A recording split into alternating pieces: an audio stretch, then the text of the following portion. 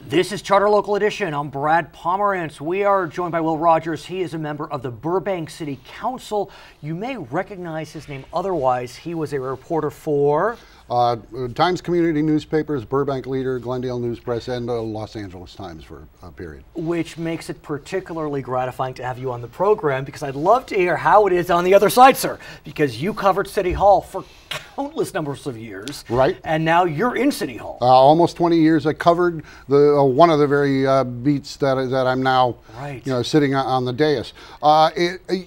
Frankly, there haven't been a lot of surprises. Really? I've enjoyed myself thus far a lot more than I'd expected to, but the issues are very familiar to me.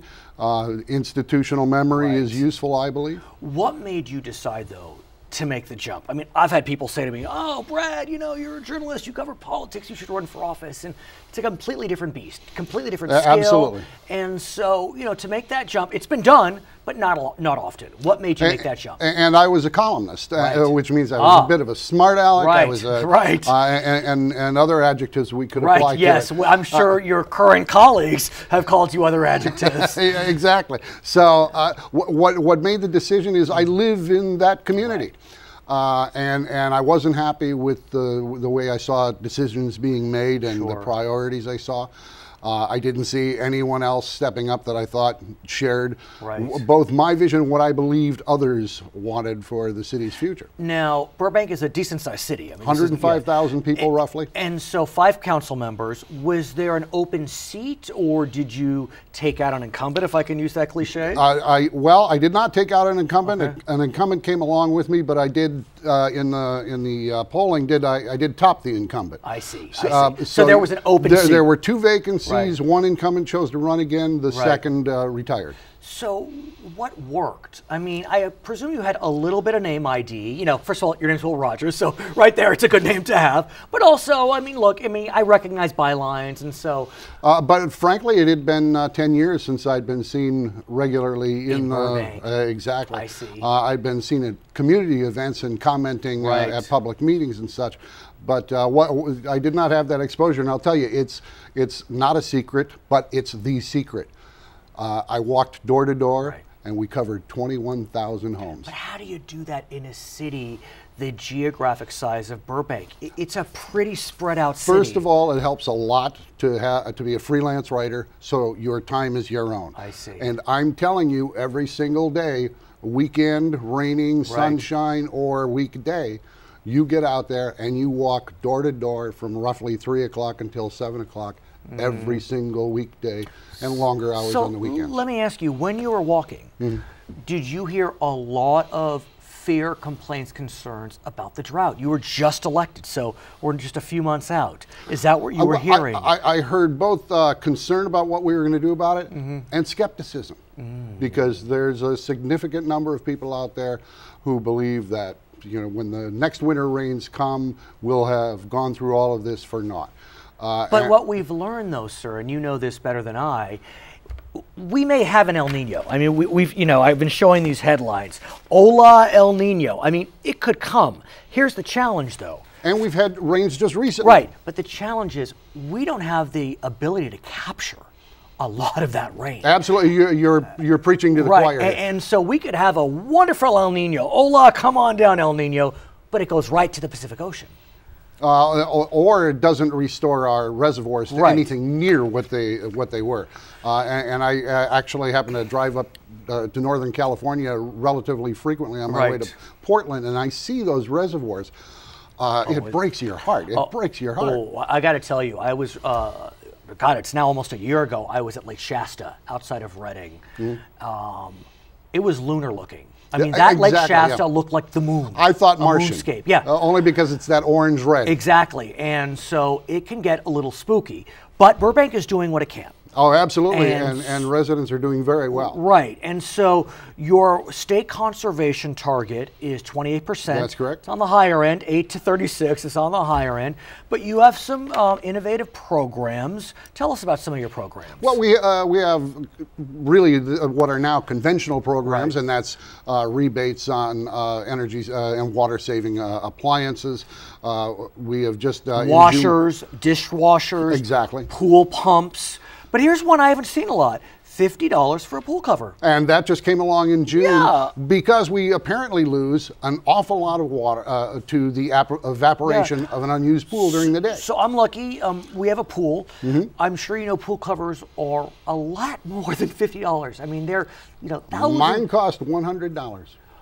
So I'm cheap. So I presume, do you have a pool cover that you literally lift up? Absolutely. Yeah. So the pool cover I got, maybe I was taken for a ride. You're doing this. Well, I mean, maybe I'm sounding a little. I push a button, and yeah, exactly. I mean, I sound like a snob. But the point is, though, you are sending a message.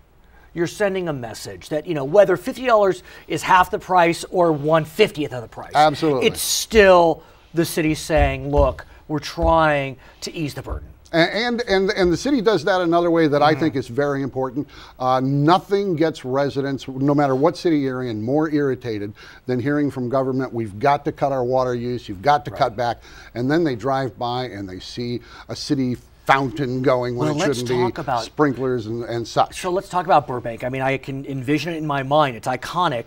A lot of beautiful trees and street medians with we grass. have a 2-mile-long bikeway walkway that's certainly by today's standards very lush. What are you doing? We use reclaimed water extensively throughout the city. Virtually the entire city municipal facilities are plumbed for to use reclaimed water. Nice. And not only then are we allowed to water and preserve that lushness you were describing, but since we don't own any of the aquifers that are beneath our city, the folks who do own it give us a 20% credit for free water for all the gallons we send sifting down to the aquifer. Yeah, so you're recharging. Exactly. We're recharging those aquifers, and so if we put 100 gallons onto the lawn down that bikeway, we get 20 gallons back for nothing. I'm sure you know the city to the east, Glendale, they have a law that prohibits artificial turf. They are really going through fits and starts about what to do about that law. Burbank does not.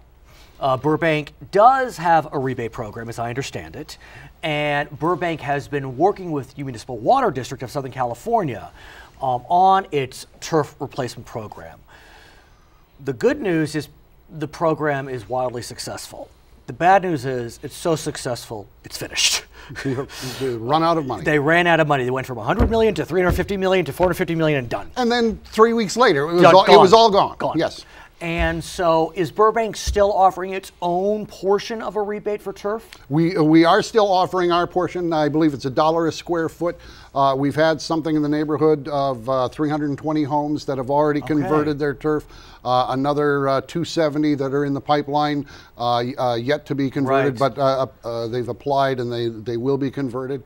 And when you mentioned artificial turf at first, instantly what I thought of was the green plastic rollout. It needn't be that.